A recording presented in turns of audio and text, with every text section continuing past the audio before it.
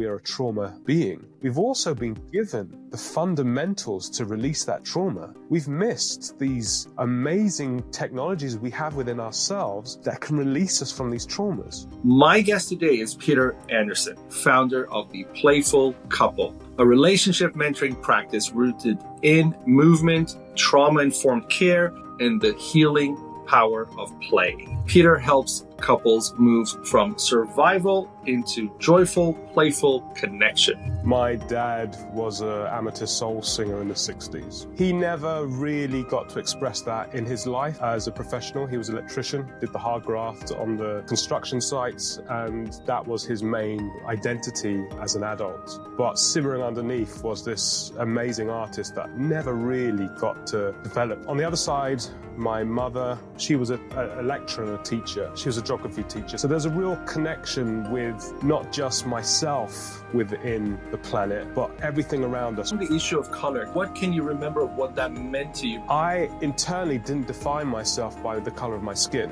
nor the color of the friends of my skin, white, brown. It wasn't how I defined my friendships with people. But then you have the outside world going, you are this. And you are that. Then you start to go, oh, okay. And it starts to put the focus. I mean, you're aware, but it's just like somebody has curly hair or somebody has blue eyes or has green eyes. You're not going around going, oh, you've got blue eyes, you've got blue eyes, you've got blue eyes. The focus becomes so important about skin color. Explain how dance for you was able to give you that kind of, go over the bridge to the other side and feel comfortable dealing with people coming from this background of moving and knowing your body. And again, not just here, knowing your entire. When you're training yourself with a sensitivity, but if I take that information, that body information, I start to understand how I'm reacting to things inside myself, vulnerably, not as a mask that is being put forward to the public. So when I started to work with couples, I started to realize that a lot of the things that weren't going right in the relationship was my inability to understand what was going on within my whole, my mind, my body, my brain, everything. And for me, that's where the play comes in. You have to let go of the traumas. You have to understand what's going on. You have to have clean language. But you also have to play. You have to engage. You have to be creative. Those rich human elements that make life so joyful.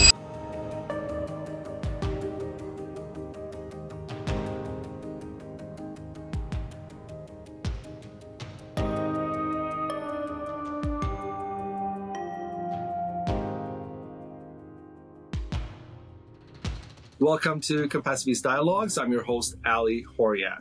My goal in this program is to educate our audience about various global issues and how we can help. My guest today is Peter Andersen, founder of the Playful Couple, a relationship mentoring practice rooted in movement, trauma-informed care, and the healing power of play. With a background as a contemporary dancer, improviser, and transformational coach, Peter helps couples move from survival into joyful, playful connection. Essentially, family nirvana, couple nirvana. His work focuses on healthy communication, nervous system wisdom, and creating emotional safety. Peter integrates principles of improvisational movement into relationship mentoring, helping couples rediscover spontaneity and presence in their connections. Hello, Peter, and welcome to Compassiviste Dialogues. Thank you very much, Sonny. It's great to be here.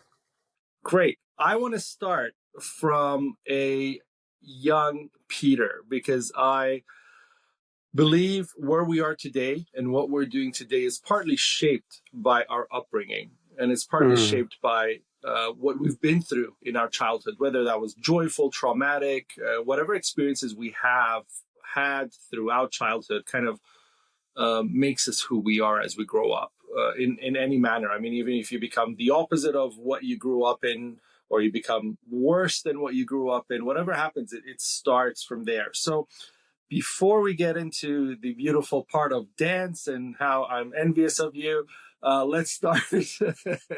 Let's start with your childhood. What pops to mind when you think of what shaped me as Peter? I think there's a few things that I feel have influenced my childhood, and especially where I am today. One of them is, if we're looking at performing arts, I really navigate to my father in that area. So my dad was an amateur soul singer in the 60s. He used to go and watch Otis Redding on Ready, Steady, Go and things like that. He used to hang out with the soul singers.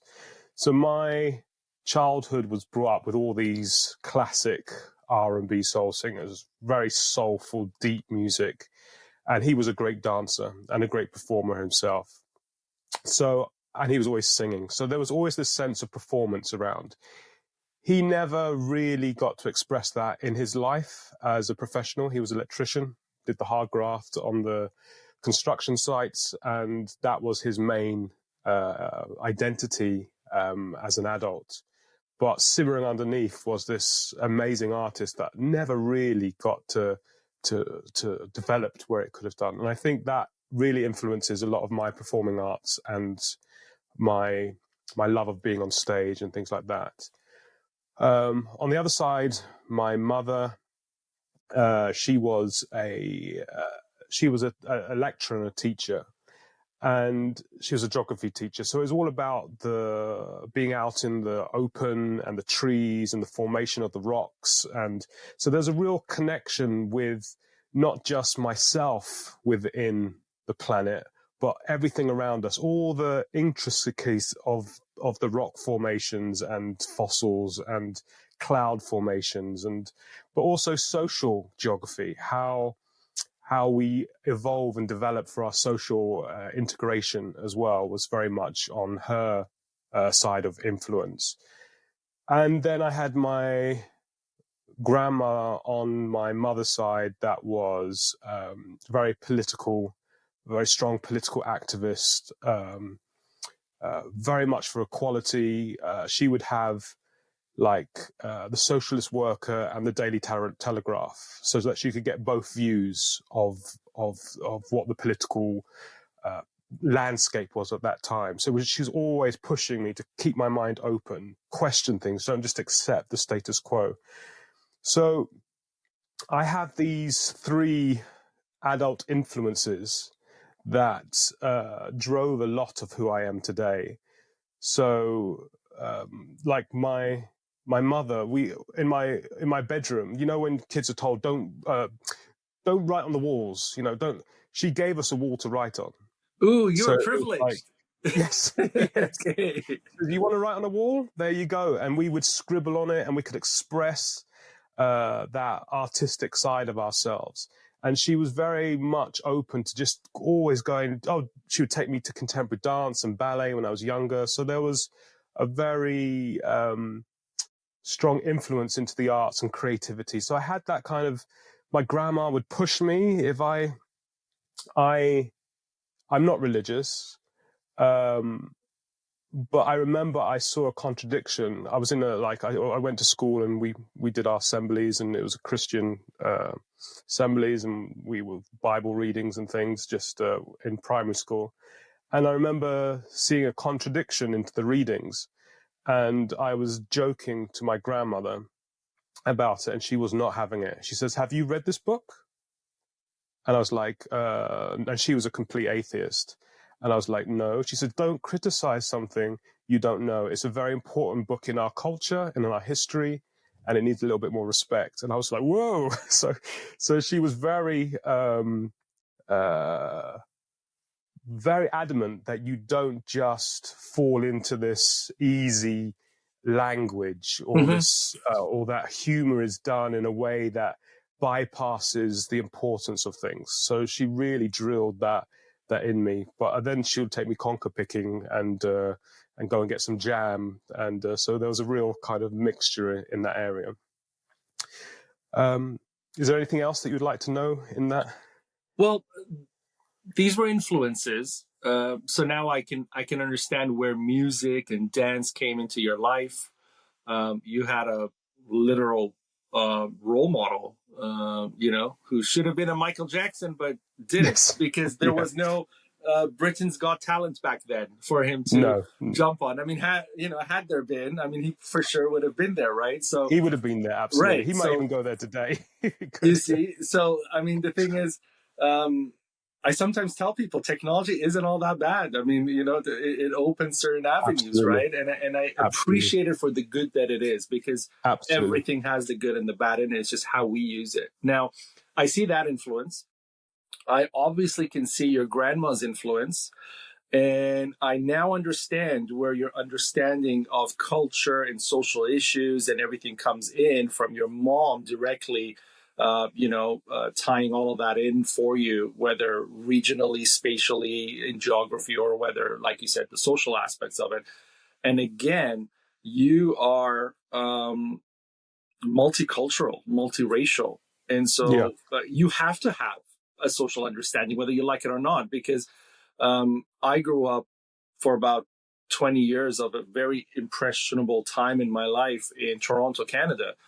And I'll tell you something, if you want to meet people who have no clue where they belong, where they're from, who they are, but somehow they managed to develop that over a course of time, it is the city of Toronto. Because, Yeah. where are you from? Like, I don't know. Am I Torontonian? Am I Canadian? Like, what am I? Right. And so there, Yeah. and then there's the association with religion. I mean, the first place you will ever hear people um, relate to themselves as by religion is Judaism. A lot of people, you ask them, where are you from? I'm Jewish. Yeah. What is, I don't understand that. But it became a concept in Toronto. A lot of people say that. So you have to kind of think, like, what does that really mean, right? What is this person trying Yes. to identify as? So you being in that position, tell me a little bit about how that affected you from early on. I mean, there's always, even in the best of social structures and communities, there is a pinch of racism always. And I notice, especially from not my childhood, but from my Toronto years, I notice the people who are biracial, say white and black, had a harder time dealing with the racism than the black or the white exclusive. Because, like, over here you had a community, over here you had a community, and over here is like, we don't like that your mom or dad went and married another race, and we don't like the same either, and like, and so you fall into that space. And I kind of noticed that a lot, even when people were, I don't know, half Italian, half Spanish, or half Italian, half Polish. It didn't matter. But when someone was half Jamaican and half Polish, it was a big issue. Like, how? Why? How'd your parents meet? You tell me the story. Like, all those things happen. So I think I want the audience to hear this from you, because not a lot of people talk about this. When we speak of racism, when we speak of the difficulties of growing up biracial, and especially today, it's going to become a major issue. Because again, during your grandma's time, there weren't that many people migrating to different places, and this being an opportunity. Today, a lot of people are in biracial, interracial relationships and marriages, and you're going to see a lot of children coming out, all sorts of backgrounds that you would have never imagined, right? Sometimes I'm shocked. I'm like, wow, that's really, like, I really want to know how this person met that person, And so, take it away. Tell me all about that experience. Okay. Well, London in the 70s was quite a mixing pot at that time. So, and there was an identity about being a Londoner, and that in itself, it had its own form. So my friends came from all different cultural backgrounds. So and this is interesting, maybe I'll start with going on to the labeling, actually. So in the 70s, a negative label would be half caste or colored. And I remember at that time, it's like you're not even a full caste. You're half of a caste. You're not complete. And that was said with a kind of racist undertone if you were called half caste.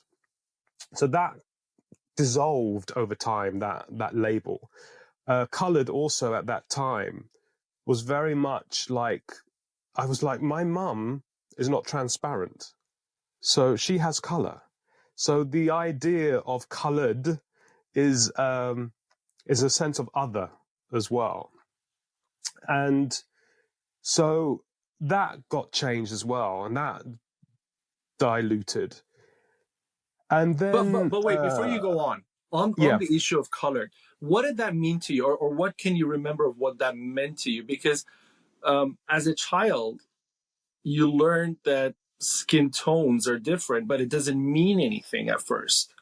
There yes, has to be some, yeah, impression to tell you there's a yeah. difference. So what was that like for you? And Where I did that think, come into play? yeah, I think that's exactly it. The thing is, I internally didn't define myself by the color of my skin, nor the color of the friends of my skin, white, brown, light brown, dark brown.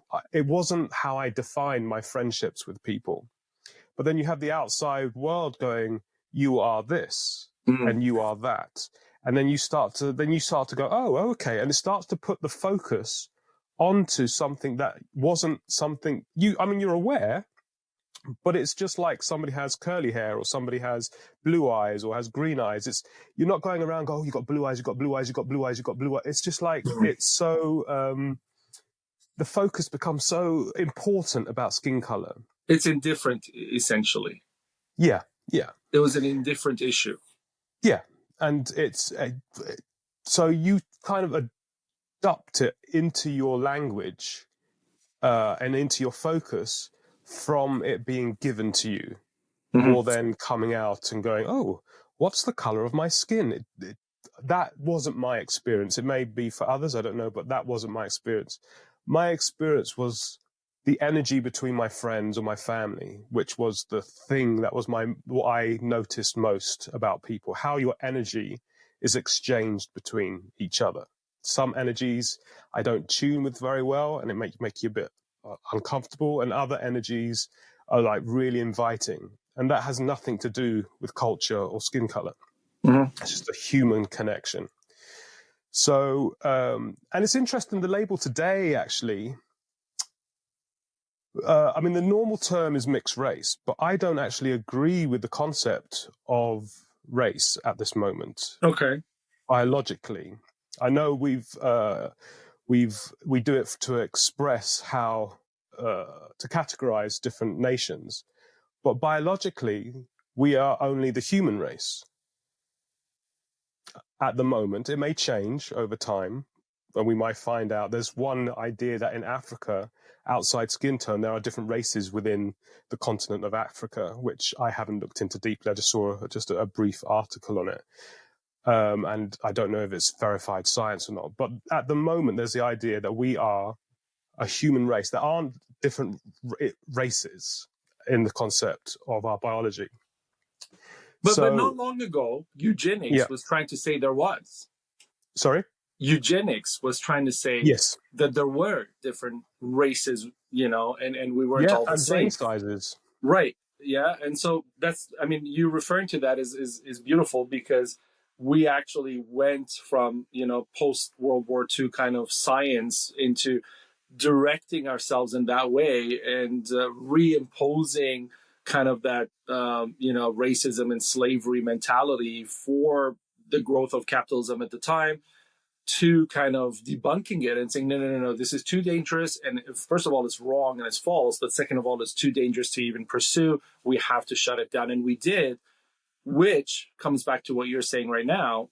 We are one race. So Yes. the fact that people differentiate between races is just wrong wording, I would say. It's a linguistic issue. It's the same thing as when you say I'm white. Like I say you're white. This is white. This wall behind me is white. Stand next to this wall and tell me you're white. Then oh, okay, but we understand that we don't mean I'm white doesn't mean that I'm the color, white as in that sheet of paper white, right? We mean as in some other context. So that value that we put on that word in that context, in that sentence structure, is so important, because how do you, and that's where the whole race game comes into play. We just know how to play with we manipulate the words to create those things. And like you said, we don't go around saying, "Oh, you're curly haired, I can't hang out with you," because that never became an issue somehow for us. Yeah. But today, skin tone is the way that we can advance our racism, which essentially is an economic issue as well. Yes, absolutely. And I think so. For me, when I use the term mixed race as well, just as to communicate, because that's what's used. But when I'm personally I say mixed heritage, because it's not only just blood, it's culture, it's an array of different elements from my families that have come together. But you could say that for anyone, and I know that doesn't define, but then it also means it's broader for, it gets out of the smaller box. But of course, mixed heritage, like you said, could be between Italian and Spanish. So it doesn't give the definition that people want when they go, "Oh, I want to know if you've actually got a color difference." I need to know that you've got a color difference. And so I do use mixed heritage when I feel like it, when I feel like I want to just test my own boundaries. But because I feel, when I think about it, there is a sense that it's an echo from the past, that colonial labeling of skin tones: yellow, red, black, brown. And then within those, there come those races. So I'm happy. I'm not like, I will talk about myself being mixed race in conversations many times, but just because you're asking such detail on these elements, I thought I'd share my process of finding my own identity from when it started out with these labels. And this label today, which is openly used and is accepted, still has an echo from the past. And the reason I ask the details is because I think we're still stuck in this space where, especially because, you're in the UK. If you were in the United States, you would see that the racism issue and, the heritage issue and all those things are essentially tied to black and white. There's so many other things there. I mean, there's so many Koreans, there's so many Mexicans, there's so many Latin Americans, all sorts. And even within the entirety of Latin America, they differentiate with each other. Yeah. I mean, a Venezuelan and a Mexican to them is not the same kind of, Yes. subsection of the world. No, they feel there's quite enough difference to differentiate themselves, whether it's through clothing or showing some, events, issues, whatever it is. Yeah. But the point I'm trying to make is, right now, in the American society, you're noticing there's a lot of targeting of everybody from, the border of Mexico all the way down to the end of Argentina. And so racism is much broader, is a much, bigger thing. It really, and then you come to Europe and you notice, there are British people who are racist towards Polish people. And it's a big issue in the UK. I mean, the whole Eastern European racism is a big issue. Yeah. And so Yeah. Albanians and all these other cultures, and you can see it on the streets. And so you think to yourself, wait a minute, I was taught over there racism is like anti-black.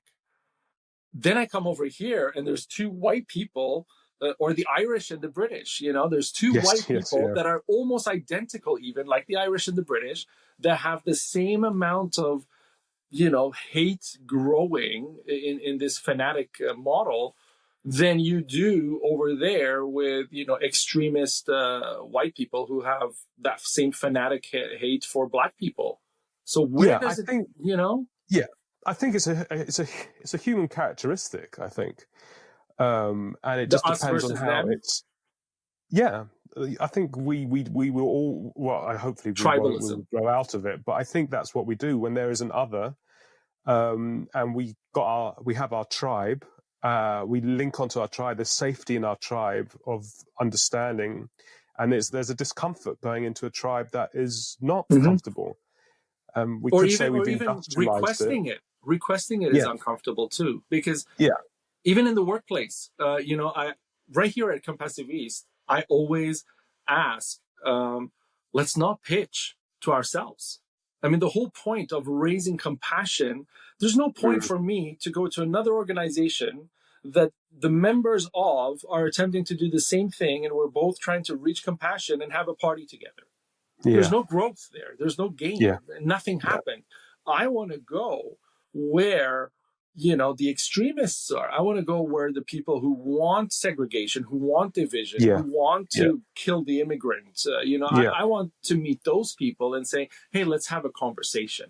yeah, And so tribalism, kind of annihilates that because it says, no, no, no, this is my people.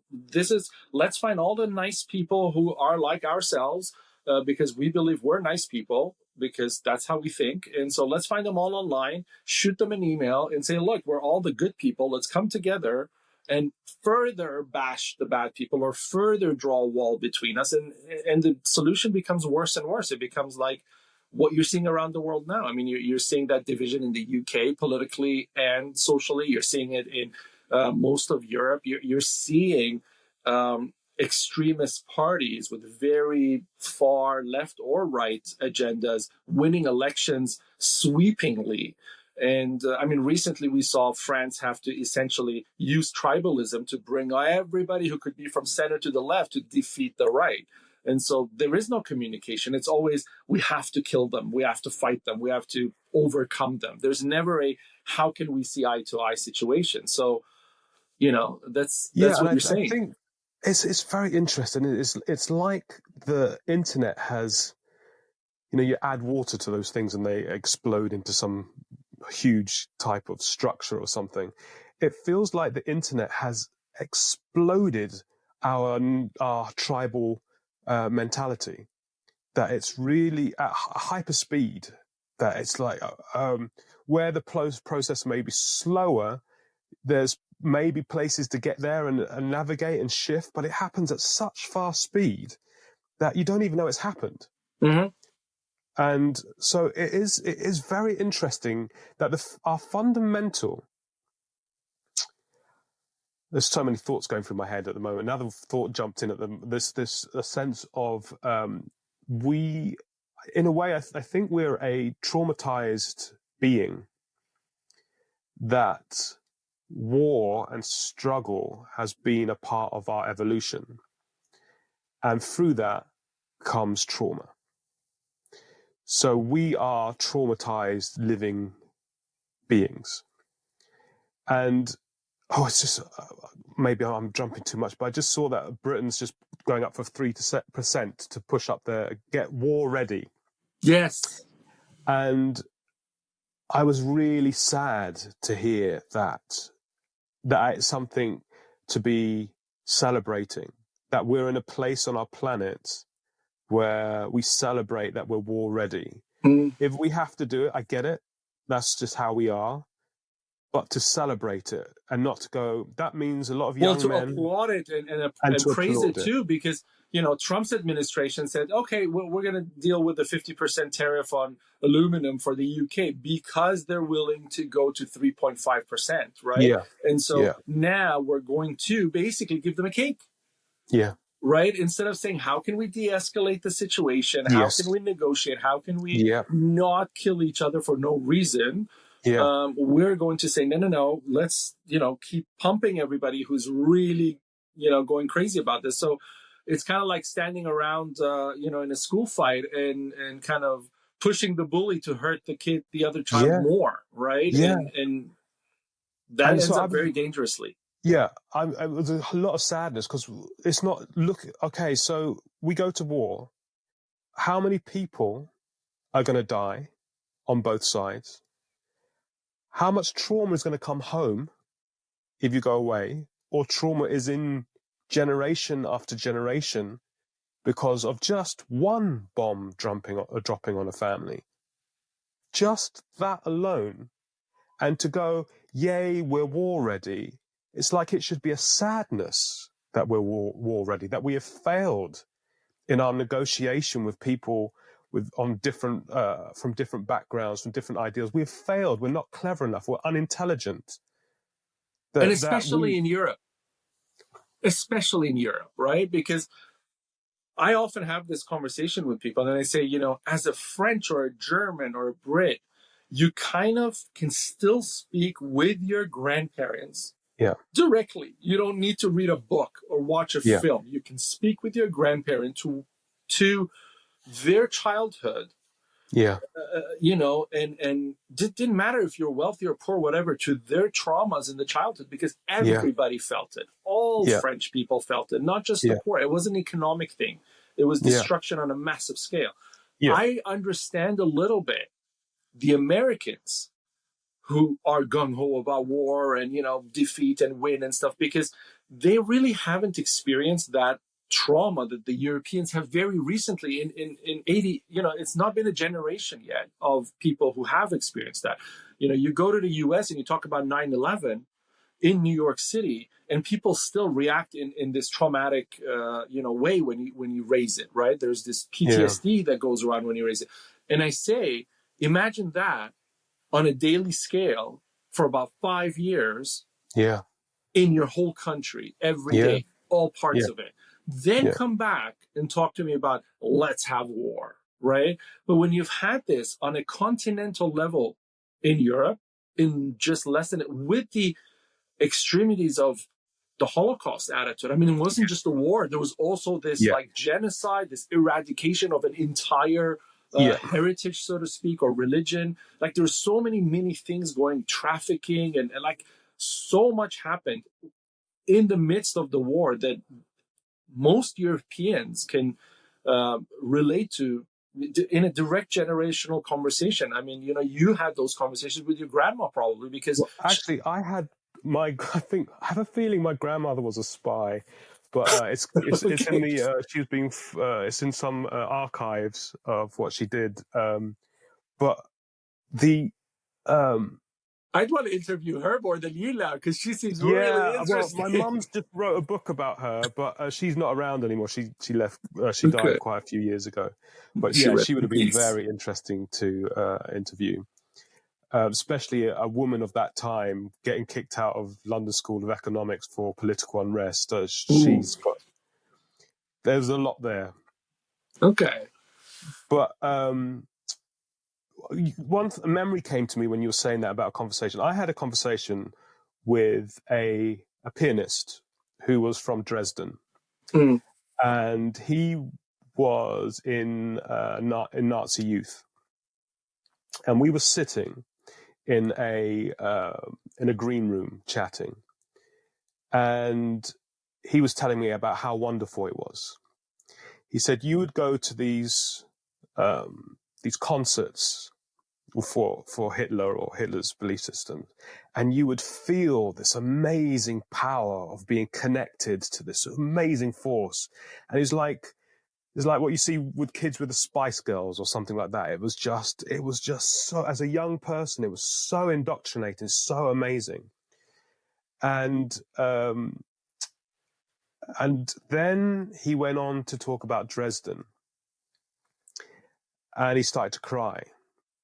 And he said, I had families next to me that I woke up and the next day they were gone. And I was in a kind of college for young people that was very culturally mixed, and he loved everybody around him. Everyone loved him. Mm. And it was very interesting to see that his background, that nobody would ever even guess where he came from, is inspiring kids from all different backgrounds and being involved with them and caring for them. And he said, I've still got my Nazi outfit. Would you like to come and see it? And he lived in Brighton or something. And I thought that would have been so interesting to go and see.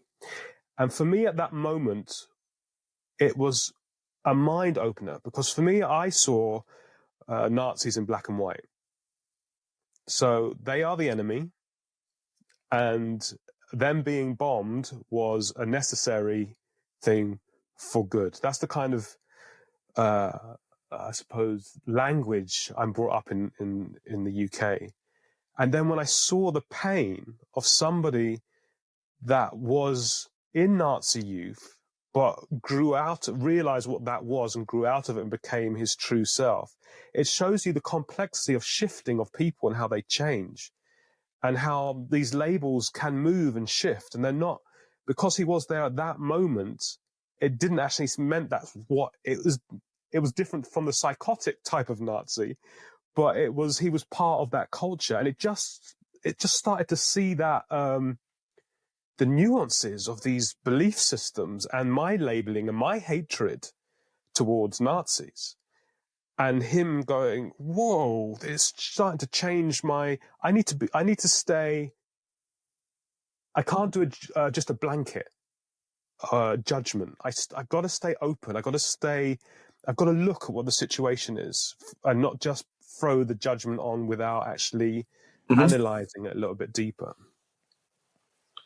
And it's repeating today. I mean, you look at you look at our world right now, and you start to understand. At least, I'm starting to really understand, because I've done so much schooling that I've studied, the war and the Holocaust and everything that happened from 39 to 45, and I kind of got both sides of the story as well. Growing up where I did, how I did. I didn't get the whitewashed British version of history or the American version. I got it all. Yeah. And there are people who still are very German nationalist, and they have the pride and everything else. But like you said, I notice in their conversation, even though they don't want to really admit it with that absolute black and white version, they are not okay with the Nazism that took over the nationalism. They would have rathered a non-Nazi nationalism, but still the same issues. Still, all of Europe should be ours. That mentality is still hardcore there, but it's taken away the hate, that segmental hate of Nazism. So, for me, again, like you said, I see it.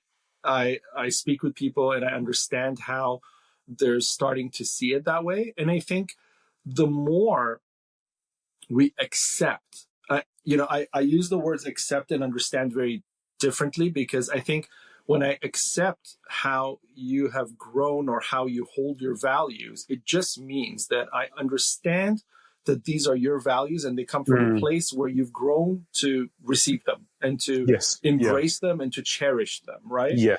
But to understand, for me, means that, oh yeah, I can see why Nazism, I can't.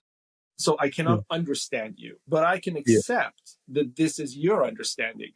So it becomes, onus on me to say, how can we have this conversation where we can kind of say, it shouldn't be right for me to hate you or for you to hate me, so that we can, one or the other, abolish the other's perspective and only hold one perspective. And I sometimes joke and I say, if we aren't going to use our vocal cords and the differentiator between us and other animals, we should have just lost this whole area in evolution. And it would have been a bigger neck for me to, swallow or devour more foods. I could eat like a crocodile at that point. I wouldn't have to worry. I could eat like a shark.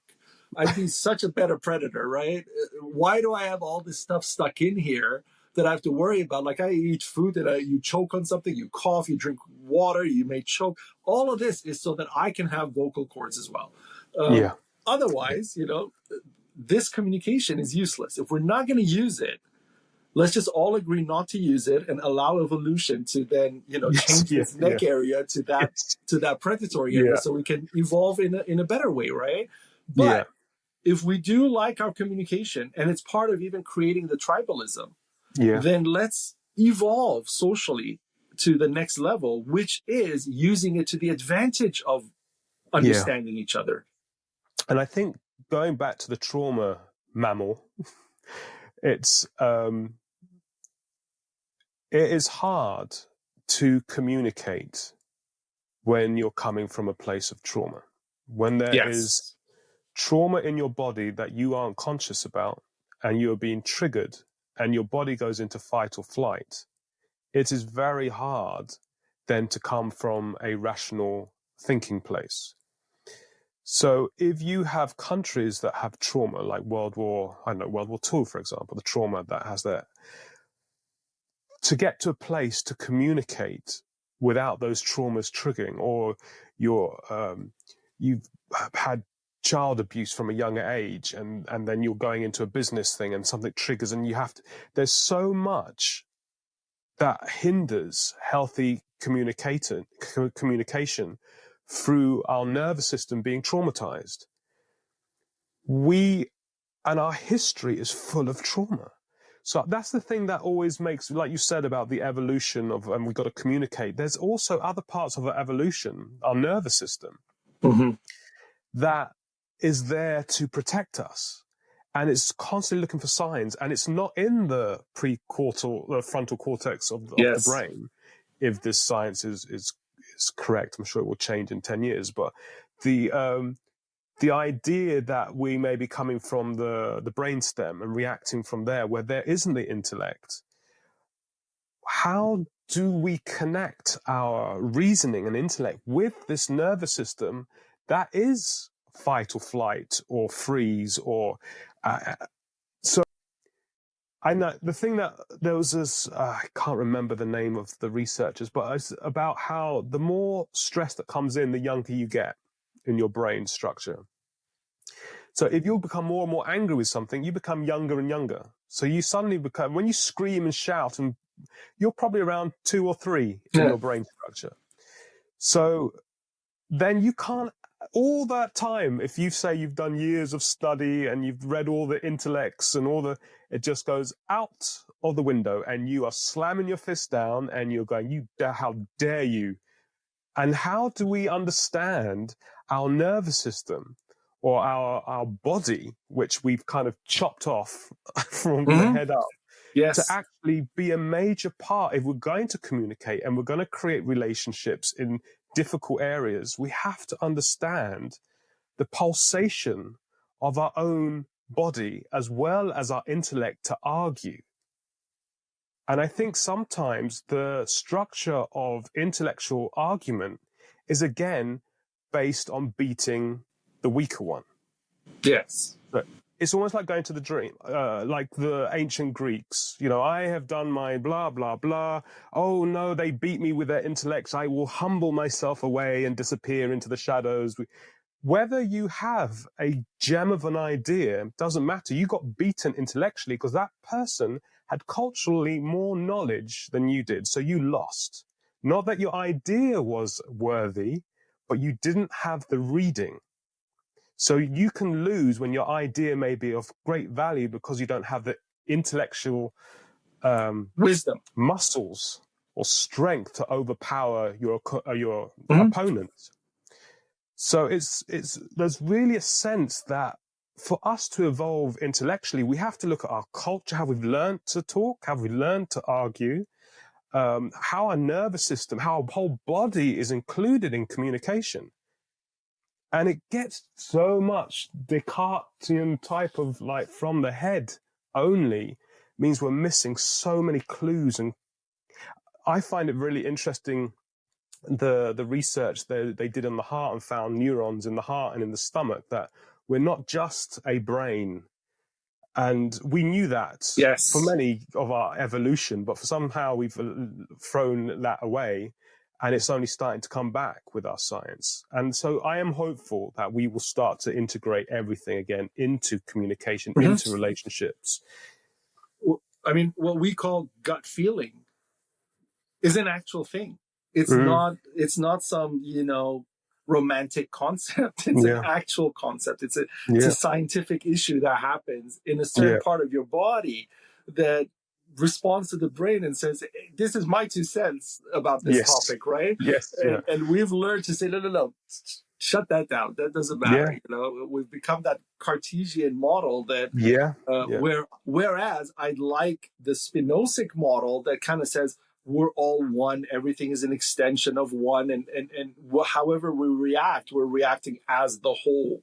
or Yeah. as a part in the whole that affects the whole. So, Yes. you know, and coming back to, you know, systems, many millennia ago, I mean, one thing that the Buddha said that kind of, putting Buddhism aside as a religion, I'm not talking about religion, but as a person, as a, say, philosopher, Yeah. one of the things he said is our mind works in modular manners. So Mm. basically, if you, like you said, fight or flight is a modular thing. I mean, they're all fighting to take over your brain, right? Yes. Yeah. So flight is fighting to say run away, run away.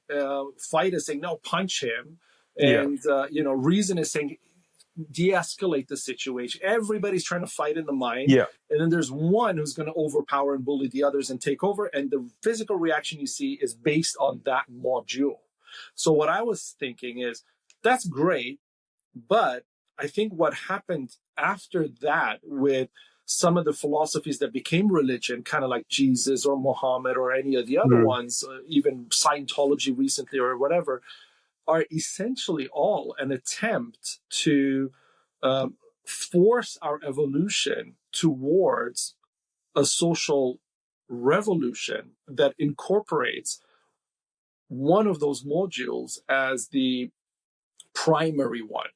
So in a sense of Jesus, with his whole love all the time, be compassionate all the time, even when you put me on a cross, I forgive you. Like the most extremist, most altruistic version of a compassionate human means that even in his most dire pain, and I mean that literally, I mean, try to just poke a fork through your finger a little harder, and there's no way you're forgiving someone who's doing that, right? You're like, stop.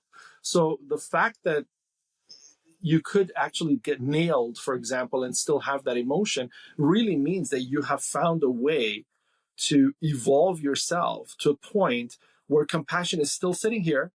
And as much as fear or fight or anything is trying to tap and fight back, compassion is saying, no, I got this. This is me, right? But we haven't been able to do that as humans overall.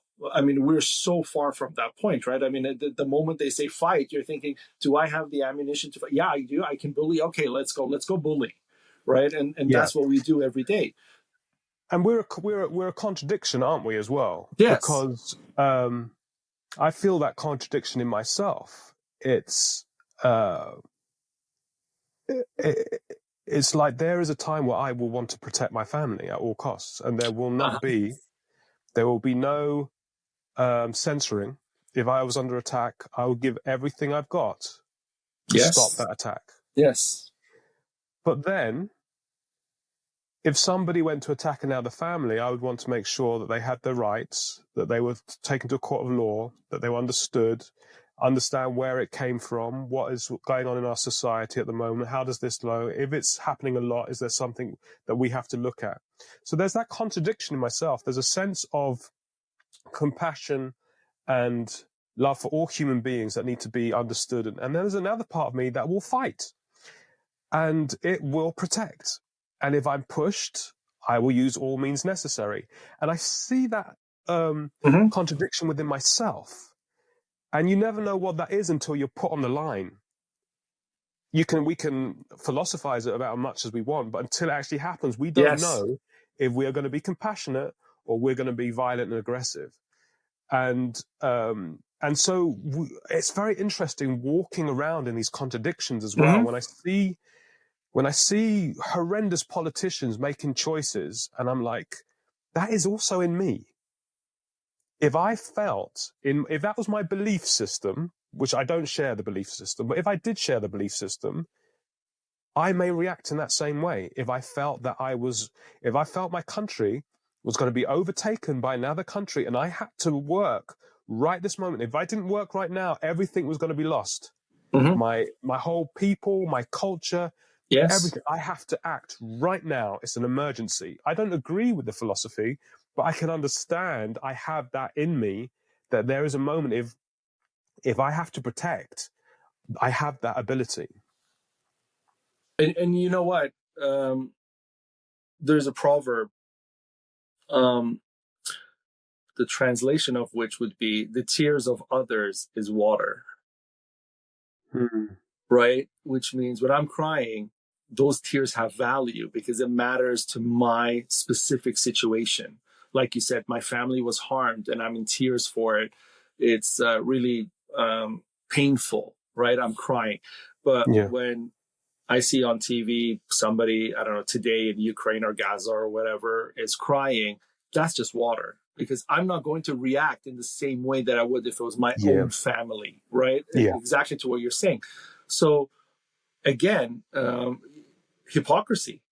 That's part of the human nature, essentially, right? I mean, we've brought that into our evolution, so to speak, Yeah. and it's part of us. Hypocrisy is a real part of us, and we cannot live by the mantra of what's good for me is good for my neighbor. It's impossible because I always have to have the better, but I will show that I'm attempting to do that. It's kind of like, when you see billionaires making their money off of essentially slavery, Yeah. and then turning around and giving 20% of their profit, that huge amount, 20% of their profit to charity. You're like, you know what, if you didn't do what you're doing, we wouldn't need that 20% when you still pocket 80% of that slavery. You look at electric vehicle industry today and there is slavery going on for the raw materials of this Yeah. industry, Yeah. but we're okay with the slavery. And we drive those cars, we buy them, we think we're doing good for the environment, even though we're not. And on top of that, we, applaud the billionaires who kind of reach those levels financially, because that's the metric we live by. Your Yeah. value is your financial, basically net worth. It's not more. We've got people protecting us, people going to war for us. We've got people healing us. I mean, I value a person who has no relation to me, but who financially is worth $100 billion more than I value the doctor who operated on me and allowed me to regain my life. Otherwise, I would have been dead because that Yeah. doctor did their job. They're getting paid for it. The hospital covers it, blah, blah, blah. I have nothing to give that person, but I will listen to all of the episodes of that billionaire and how they made it and what to do right and what time to have breakfast and what time I wake up and what time I read and what books I read and Bill Gates's most, chart of books that he reads and all those things. We follow that. So there's a lot of issues that, like you said, we bring with us traumatically. Yeah.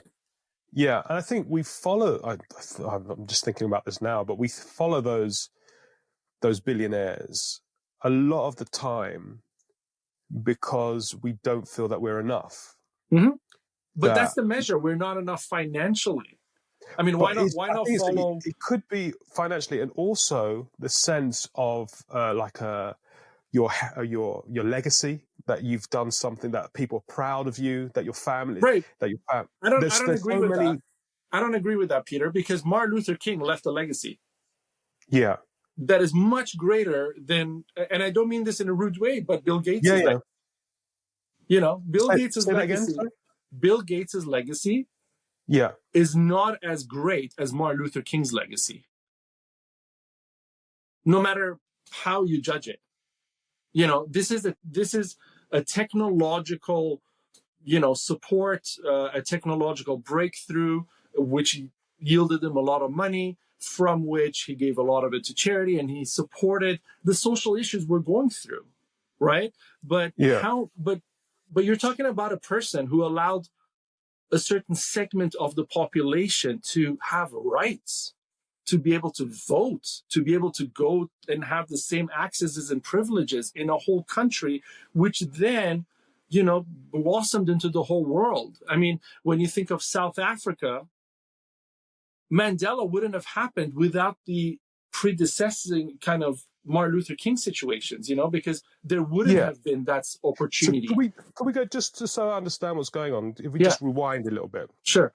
What I was saying was when people my thought was that people aren't just, it's not only financial, that they also want to prove something within their life, right? That they provide, if they're not, that their families can look at them and say, oh, you've been amazing, you've been. So what I was saying in that is that we're adding, it's not only financial why we honor the billionaires, but there's other elements of our needs within ourselves why we got obsessed with the billionaire image that we need, not that it compares to another type of celebration. I just want to be clear. But that image comes financially only, because most billionaires in the world haven't contributed in a manner that is worth applauding without the financial merit of that model.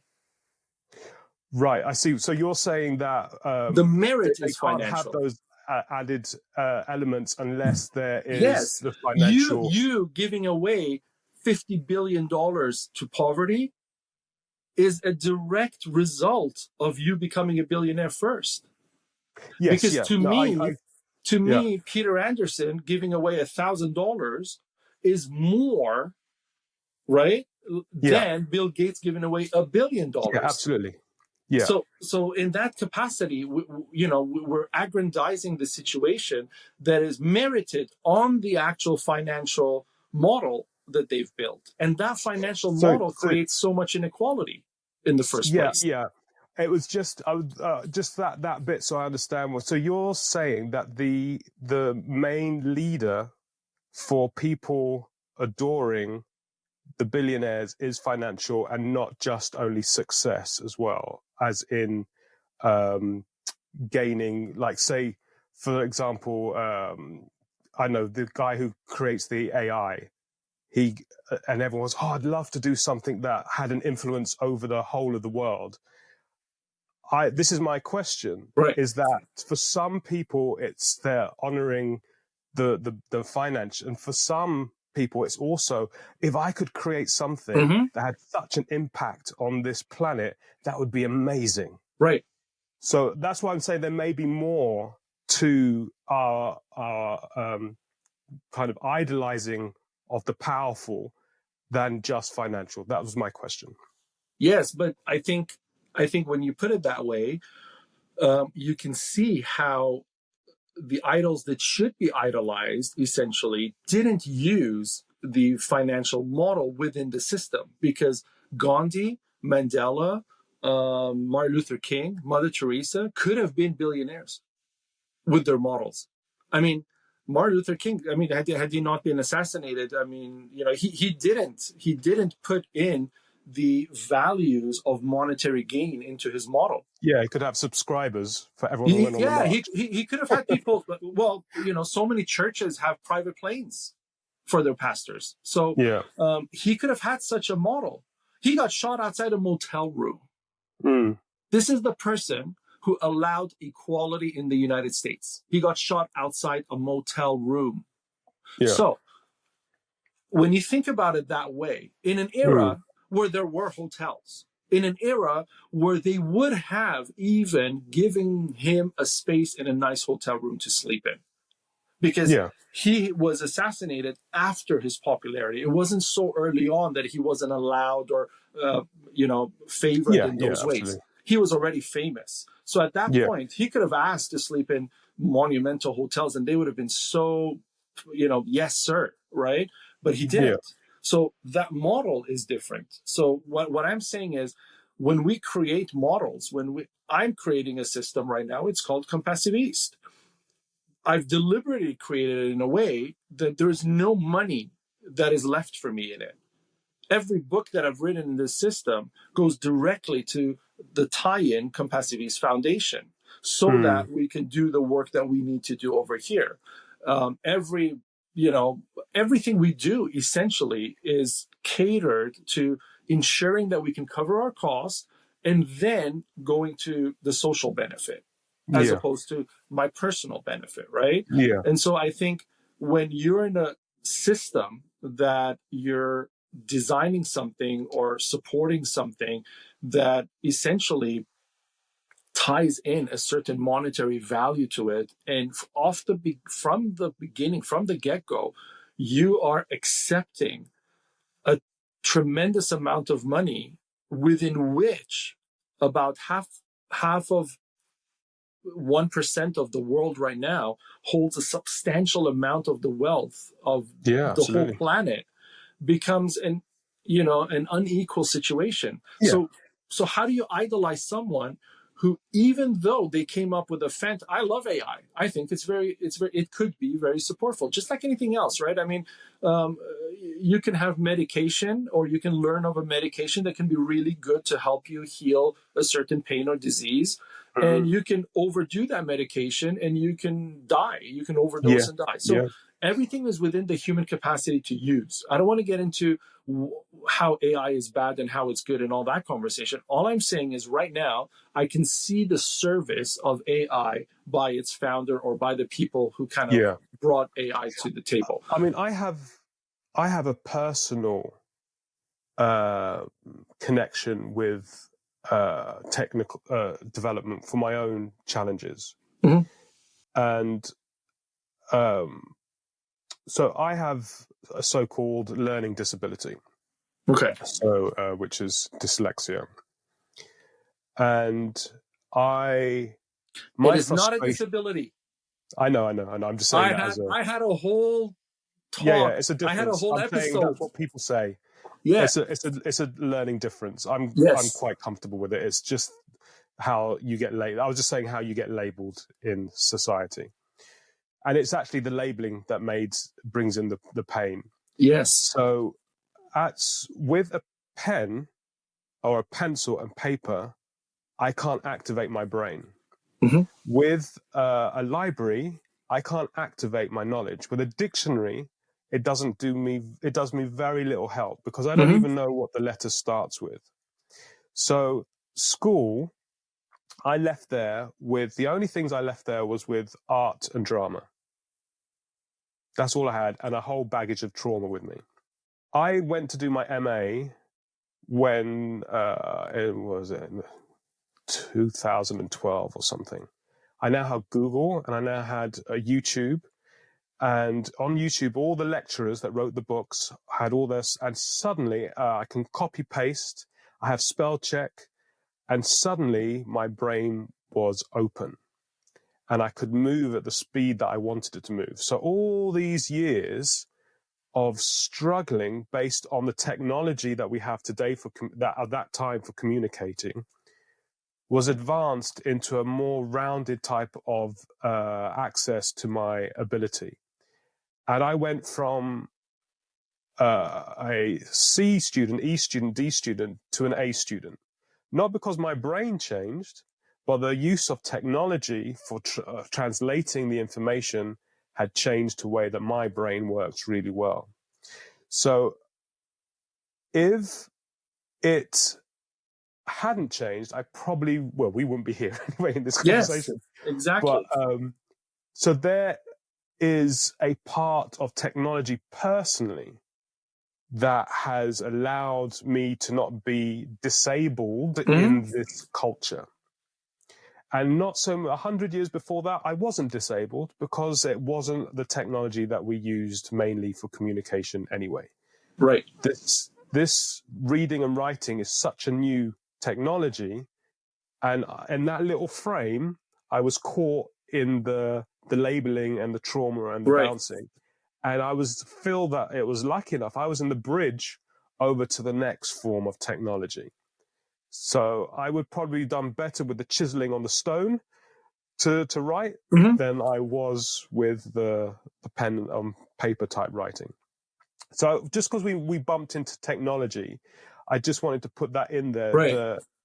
how it has freed me from a prism within the cultural frames of what of communication Hmm. is. And this is a great example because the technology helped you, right? So we're Yeah. going to praise the technology that helped you. We have an author at Compassiviste Publishing who's blind. Hmm. I love the technology that allows him to be able to write a book that we can Yeah. publish, 2 books that we can publish. Okay. I Yeah. love it.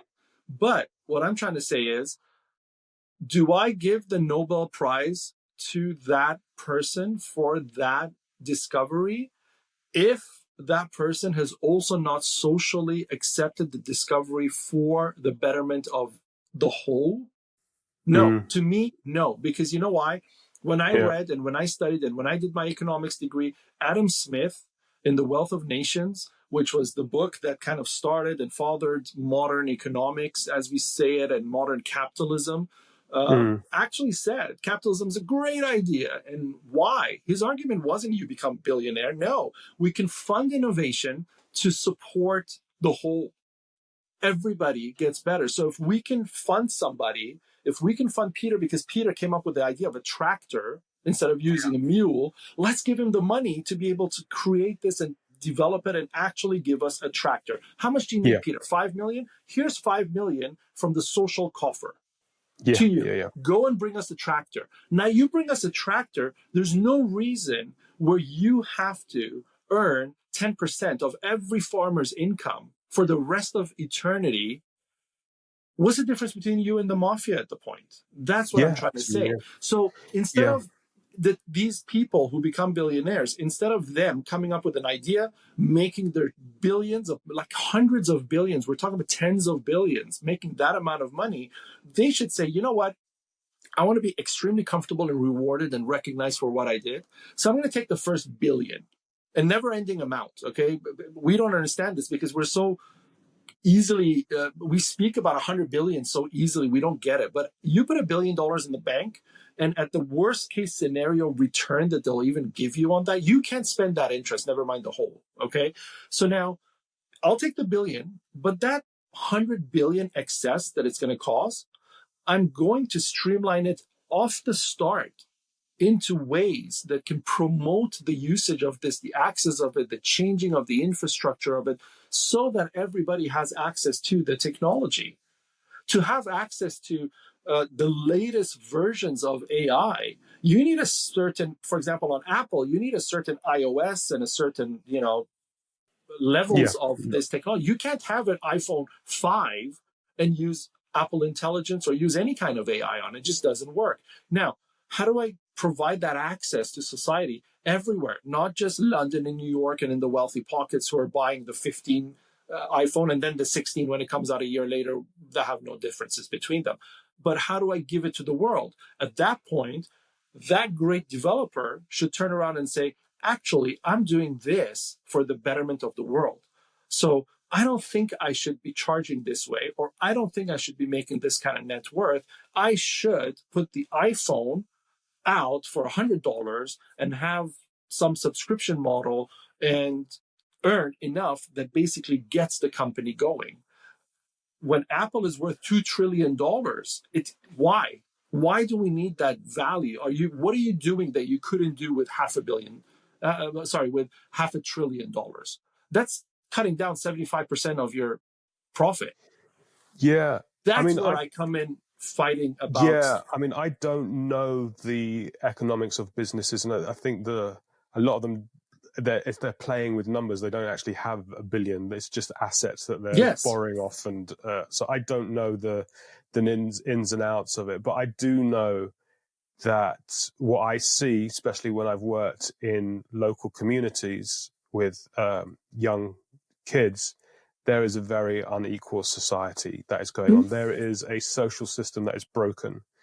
There is, and again, it goes back to this sense of when I said we have no money to get therapy for a kid that's been traumatized, pulled from away from their home, put from foster care to foster care for foster care, no therapeutic interventions, but yet that we can suddenly find billions to put up that 3% to go get war ready. See? So there, Or and even it's not. privileges, Peter, even privileges. I mean, this war ready thing, a lot of people will attack you on it and say, well, it's for our safety and security. But we will find $1 billion to finance a new track for Formula One. Yeah.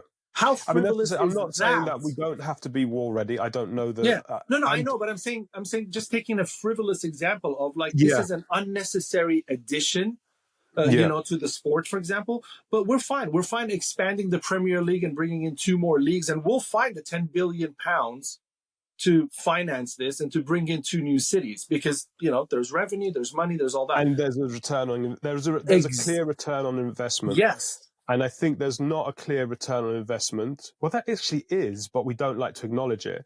If those young people don't have the structure that they need, they will go either into addictions or into prisons. Or crime, That's the kind of line it will go through. And then that will cost more money. Our country billions of pounds in running the prison system, which is already on its knees as it is. So we got a social problem with the councils are underfunded and in bankruptcy. They can't fund the kids that can't handle the school system. Then you've got the out of school, then the unemployment and mental health issue. And it costs overall billions of pounds. So if we could put our minds together and figure out the core, the source of what we're doing and how huge, I don't know what percent, 14, 20% don't make it. I can't quite remember the actual statistics. But if we could come together and figure that out and change the system, and our country became more about education support, all those minds that are ending up in prison or on drugs or what they have to avoid their traumas, that's all that talent pool that could come together. I know this may be a little bit kind of airy-fairy, but I just feel there's so much potential on a return. If you want to just look at numbers, return on investment, invest in the people, give them the structures, support them, and our country will become stronger. I don't know the science or the research behind that. It's just coming from more of a gut feeling. But I think Finland did it. They really invested in education, changed the system around, changing the prison system, and they're seeing value on that. I think Scotland did it with the knife crime. They changed the way they dealt with stuff, and they changed their society. We can change this if we want to, but nobody's standing up there. And this is something, I didn't want to get too political, but I sometimes feel that there is a leader at the moment has gone up and just changed the system. And I don't, it doesn't resonate with me, but the ability to go and go, we have to try something different, I think is very courageous. Mm-hmm. And I feel that we do need that because the system as it is does need to be challenged. And you do need somebody to go, I don't care what you say about what I do. I'm going to do this and see what happens. And there is something admirable in that ability to go, there's these problems, let's deal with them. And I don't think we do. I don't think we start saying, we do the same old, it's the immigrants, or it's this, or it's that. And it's like, no, fundamentally, we need to look at our system. There are people around the UK that are struggling. They voted for Brexit to get a better life. Their life has got worse. They tried something different and it didn't happen. What do we do to really take care? Not say, we're going to spend so much on the NHS if we leave Europe, or the Europe Fund was there actually supporting some of these communities, and now they have nothing.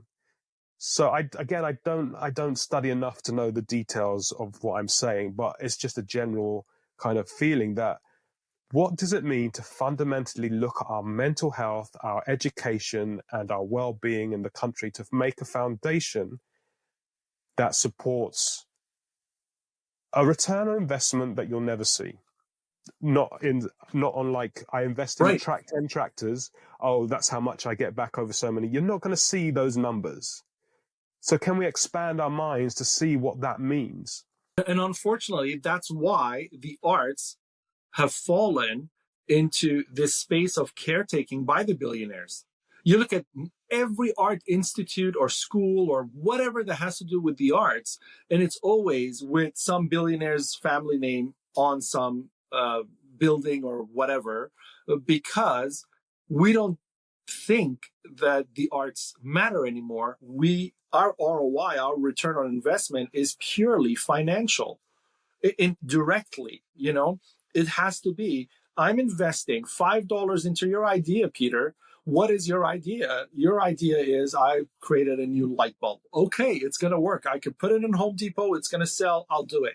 I'm going to put in the $5 and I'm going to make $2 off of that every quarter. I'm making a profit. Great. Okay. I come back. Peter, what are you offering? I'm offering to help couples have a better life, raise their child better, have better communication. No. Why would I invest in that? Right? It's just that funny. Why would I invest in that? Like, what are you going to give me? How much are you charging people? Well, I charge them 200 pounds. Okay. Are you going to give me 50 pounds of that 200 pounds? Because that's the only way you're getting funding from me. When you go to the bank, that is the only way you're getting funding, is if there is an ROI, right? Yeah. The social doesn't matter. If you give me a loan for X amount, and I will try to pay back at the best of my ability, but on the flip side of it, I'm going to save 80 kids.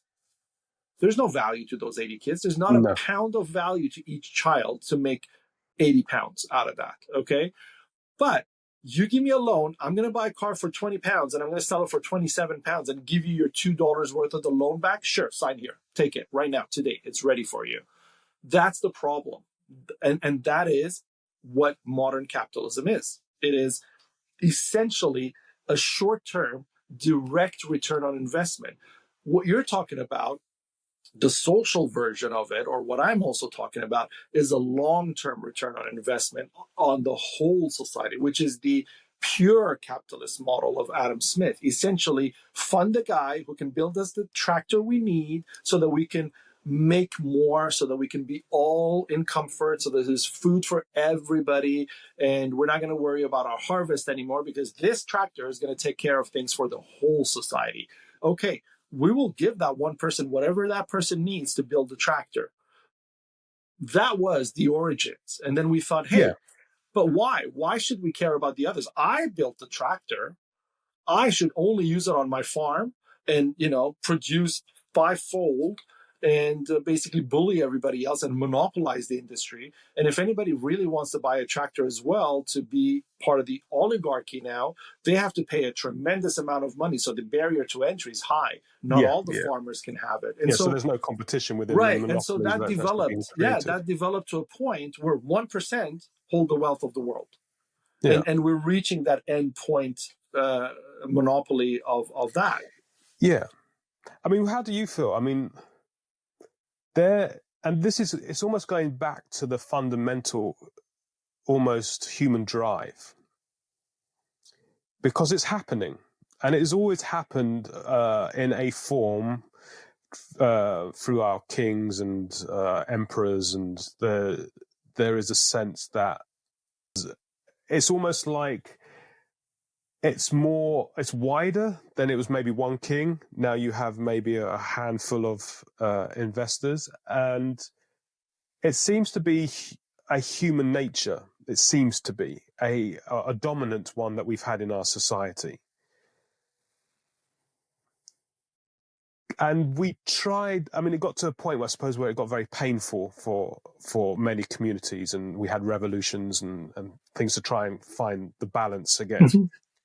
And we've had those revolutions, and it's a little bit like I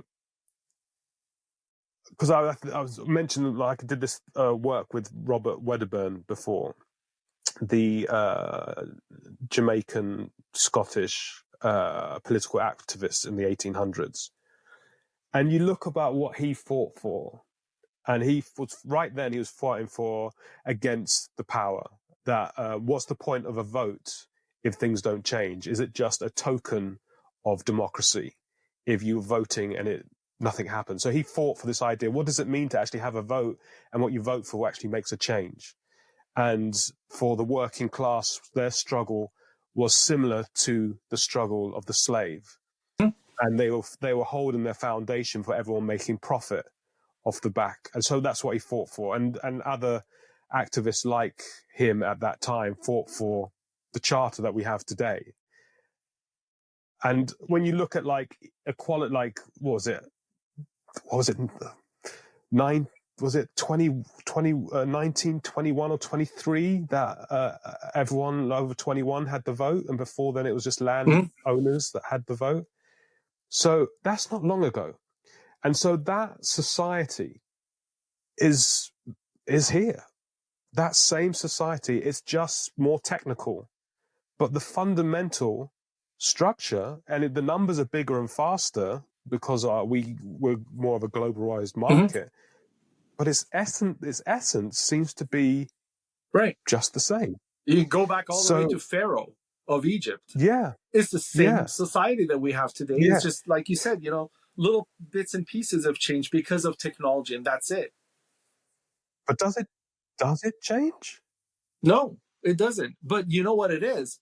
The reason I stand on the other side of it or against it is because of this. I think you will mention one political activist, another person will mention another, and everybody will kind of find their tribe within a history of somebody who activated somewhere. You may be British. You may have some heritage relations to a person that you say, I'm going to mention this activist, right? You go to the US, Yeah, somebody will mention someone else. You go to Argentina, they'll mention someone else. yeah, But eventually, yeah, the people they're mentioning who are keeping this light of equality and social benefit and to get in oneness lit, so to speak, and not dying, we're all championing them. I mean, we champion the story of Noah. We have plays in theater. We have animals in those theaters going to the ark, and everybody's crying and all so beautiful and all. We cherish these stories. We champion yeah, Moses. We champion Jesus for what he did, right? Every religion, you go into the Islamic religion, and there are these individuals who are so sacrificial, who did so much for equality, and we put them up here, right? And in every religion and culture we have it, even not religions, even in cultures, even Guevara, Castro, so in different fields and in different places, we really idolize them. And even in yeah, negative, I mean, even on the negative side of things, there are people who still idolize Hitler. So, yeah. in whatever way you want to look at it, we uphold these people who are anti-system, so to speak. So we Yes, yeah, know and we agree that the system is flawed, but we also accept that we personally are not the ones who can make those changes. So, in the Pharaoh's time, there were many Israelites who were enslaved. They never got up and, created an uprising together. In the slave communities of the US in the 1700s and early 1800s, the slaves outnumbered the landowners yeah, and the slave masters, but they never revolted. They never got up and said, you know what, death is better than this. Let's all fight. Some of us will die, some of us will survive, but we'll get our freedom for the rest. We don't have this mentality as humans, right? Right now, yeah. Just I think there is a huge technological army behind the like in Jamaica. If you were to try and upthrow against the landowners, then you're going to have the British Army coming in, and they yes. did. And some of them, the Maroons did manage to chisel out And they had an their own agreement. little, yeah.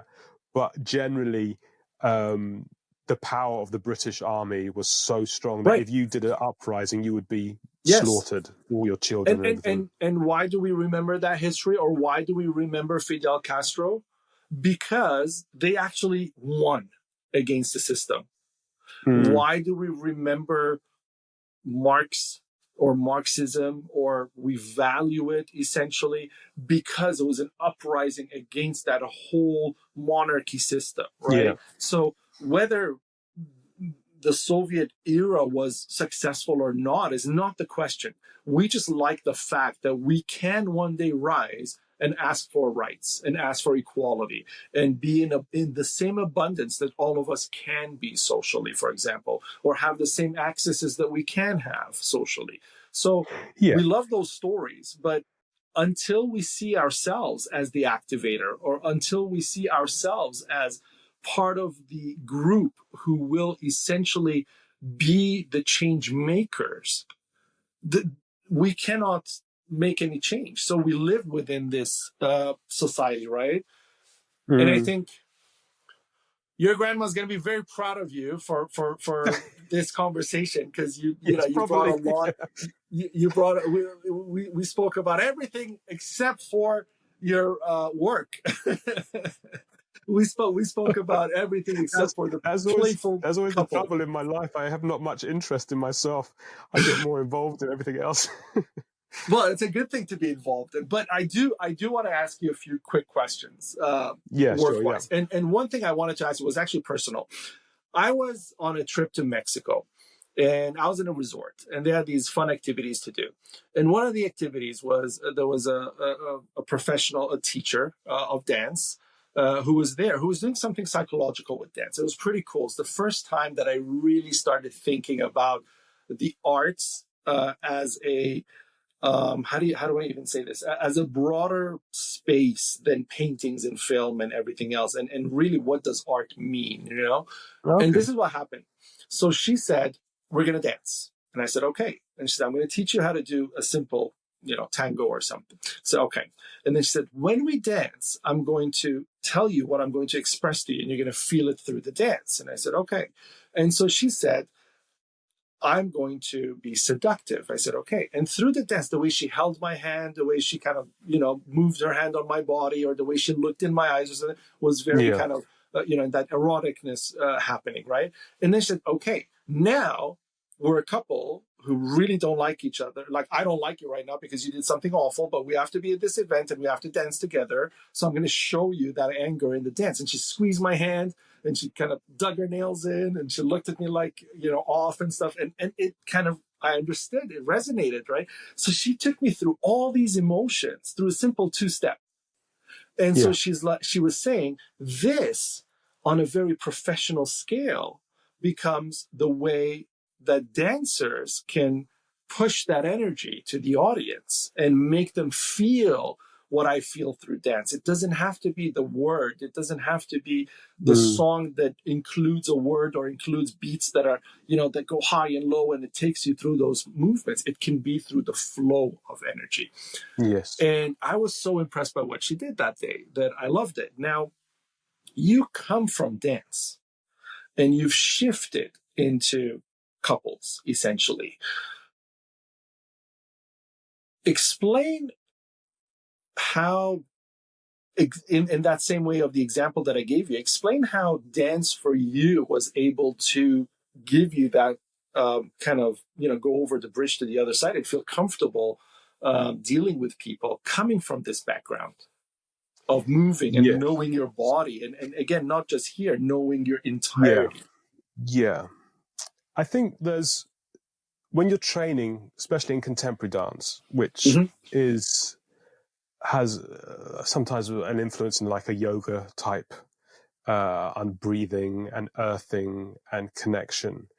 And when you're training yourself to the sensitivity, like she did, like the difference between a hard touch or light touch and what that does to your body, we don't spend much time in our lives understanding how we're relating to our environment. And when I started to understand, it was through doing mindfulness meditation linked with the dance. I was like, okay, it's like there's the performance part of me, the container of the person who I have a goal to reach and I'm trying to do something for an audience. But if I take that information, that body information, I start to understand how I'm reacting to things inside myself, vulnerably, not as a mask that is being put forward to the public, but with an endpoint. The curtain will come down and I'm safe. But when I'm in a relationship, there is no curtain, there's no structure, there's no lights. You are vulnerable and there's no endpoint if you're going to stay with it. So what does that mean to take that knowledge of the physical and start to read what happens within the neurology that's going on? And when I started to expand my internal knowledge within that area, I started to realize the suffering that I had in my own life within my relationships, because my body was talking me and telling me that certain things weren't okay. Mm-hmm. And I didn't know how to be with that difficulty and that understanding. So when I started to work with couples and I started to learn to use compassionate conversations, like language which isn't violent in its structure, and then you also understanding how the nervous system is pushing out that language as well, I started to realize that a lot of the things that weren't going right in the relationship was my inability to understand what was going on within my whole, my mind, my body, my brain, everything. And getting that understanding meant that the communication became easier. Also to the point that I decided, or it kind of happened, that the relationship I was in at the time wasn't healthy for me. And that it was a pattern that had repeated itself again and again, and it needed to stop. So it was when I was doing it unconsciously, I was just in the pattern. I had the pain and the suffering, but there was a part of it that was familiar. So I was caught in the cycle. And then when I started to go, this is actually not what I want. This is not who I want to be on this planet. And that's my intimate relationship. So in that moment, when I came to terms with that, the relationship just disappeared. And then somebody else came into my life that matched that energy. And then I had the relationship that was, I felt seen, I felt safe, I felt in tune, I shared laughter, I felt valued. For all my rubbishness was okay. Right. It was like I wasn't punished, for which I found that I was punishing myself maybe even more than in the relationships that were a little bit difficult. But when I became kinder to myself, I also then had a relationship that was kinder to me, that my internal dialogue was matched by my external experience. And so, and then I was working, my partner, she works in a different way than I do, but she had some clients, and I was working with young people at this time, and I'd stopped the coaching thing for a while. And I said, oh, yeah, I can come back in. I can help you with this. You work with one of them and I'll work with them, and we'll come together. And suddenly all this new knowledge just went boom. And we started to see people just connect, communicate better, find their places, make decisions based on what they truly wanted. And a lot of people said that conventional therapy is looking for, oh, you do this, you do that. And it's not really a lot of the time going, what am I feeling? What is this? How do I communicate these subliminal kind of feelings that I have? How do I not compromise the need to be vulnerable and be myself within the relationship? So and then fundamentally, untangling the trauma and the body and the mind and the language is all one thing to get yourself to a kind of plateau. But then what does it mean to be an enriched relationship? And for me, that's where the play comes in. Of course, not everybody's playful, but for many, it's that richness of coming in. Somebody comes in, you make a little comment and you jump on it and you exaggerate and you play with it, and suddenly you giggle. Your oxytocin is like buzzing like this, and life feels great. And so how do we find those little glimmers, those little moments, those flickers that you turn towards each other and you shine? And so that's where I focused a lot of the work on is, yeah, you have to let go of the traumas. You have to understand what's going on. You have to have clean language, but you also have to play. You have to engage. You have to be creative. Those rich human elements that make life so joyful. Joyful, yes. Yeah.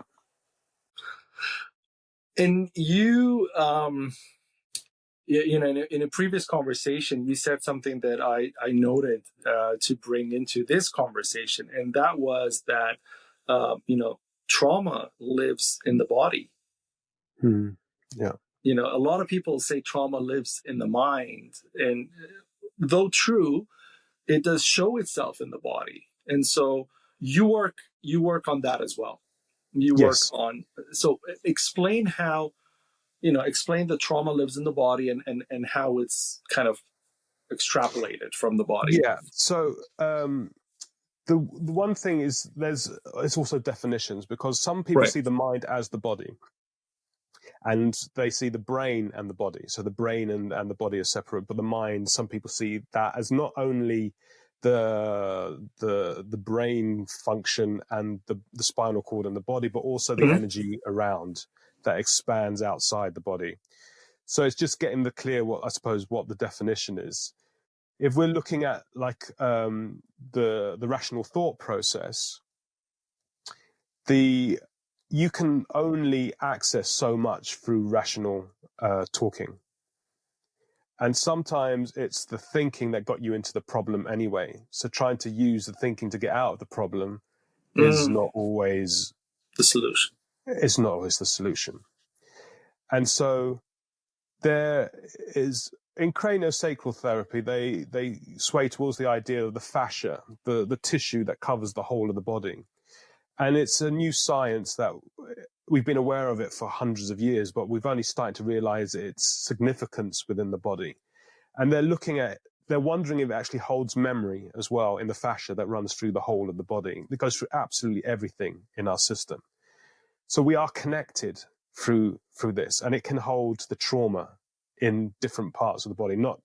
And so how do we acknowledge those and release them? And again, we're just amazing in our healing abilities, that if you place awareness, if you find those moments and you place awareness and you just observe it, it untangles itself. And so its ability to heal is way, should I say, superior than our thinking mind. You observe it, it sees it's being observed, and it untangles and releases and goes. And so, when we go, oh, is it this or is it that? And I'm trying to find it and nothing's changing. But you sit there and you go, hold up, when I thought of that, my chest just went like this, and it's like a dark feeling, and it feels like it's crushing. Okay, just stay with that without judgment. Just stay with that. And what's happening now? And it's shifting, it's moving, the color's changing. Oh, okay. And where's it going now? And then it's expanding. Okay, just stay with it. See, oh, something's just happened. And it's amazing to see what we have as a tool for recovering trauma. That some of the somatic psychologists have looked and studied incredibly how they look at animals, how they release their trauma base, and how we have that ability too. So I get very optimistic in the sense of going back to we are a trauma being. We've also been given the fundamentals to release that trauma, but we've somehow haven't focused, because we've focused maybe on technical development and societal development, we've missed these amazing technologies we have within ourselves that can release us from these traumas. So that makes me optimistic. We have that. Right. If we can understand it more and develop it more, and it can become a normal conversation for people, they don't get trapped, then they're not having conversations that are coming from triggers. They can, oh, hold up, this is here. It's okay to sit with the discomfort. I'm uncomfortable now. I don't need to react. I can just observe it. Can make all the difference of breaking a relationship in that moment. And that's why we really need to maintain our investment in education and understanding of the arts, because absolutely, that's where it comes from. I mean, absolutely. It starts with the arts, and then scientists go and say, hey, why is this working? Why? Let's go check it out. Let's go study it. Let's go analyze it and figure out scientifically why it actually works. But it never starts with the science, because you have to observe something to then scientifically be able to prove or disprove it. It's very hard in the scientific model to there's something in Crania. I asked this to my Crano teacher. I said, why don't we measure this? And he said, it's impossible at the moment. We don't have the technology, because if I sit with you and our systems are going to have a connection, if somebody else sits with you, you're going to have a very different connection. So you can't recreate, which is the fundamental for our science, that it can be recreated. And again, it doesn't work within that model. So it's almost like our science needs to expand, which I think I don't know enough for this, but I think we are with quantum physics and things like that. We are going outside the realm of traditional But it will take some measurement. time to catch up to the arts. Yeah. But there definitely is an integration of like what the arts are doing, what the healing plies are doing, what the science is doing. There is potential there for some real shifting from the grassroots of our society. And I feel that if we as a culture were going, actually, we want to be a healthier society, we are having the technology. It's there almost. We don't have going back to our return on investment. You're not going to get much money in your bank from investing on this, but you would have a great quality of life for people around you. Which is why you invest in the first place, to get that quality of life. Yeah. Last question for you, Peter. And we're going to go to your mindfulness meditation for this. So if you just close your eyes for a moment and think, you're the most powerful person on earth. Not in dominance, not, or power in that sense, but in moral authority, vision, or influence. What is the very action you would take to ignite a global shift in that compassionate way to reach that social harmony that you're pointing towards in your work with couples, in your growth with yourself, and all these other spaces that you speak about? What would you do? I think, talking about investment, I think where we are in our society at the moment, we need to see evidence of what's going on. We're very wary of what some people call the woo-woo culture, where you say, oh, if you do this, then you're going to be okay. And then you turn out that it's not really okay and you can't measure it. But we're advancing in the, say, biofeedback. That we're starting to get technology. It is reading what I may feel when I'm doing craniosacral therapy. And I would start to invest, because I don't think we're going to shift up. It's to build on where we are, not to take things away. It's building on and building on. So our technology is within our society at the moment, was going in there. So how do we use that to bring it into the energy, the fascia, these things that through millennia people have felt and sensed?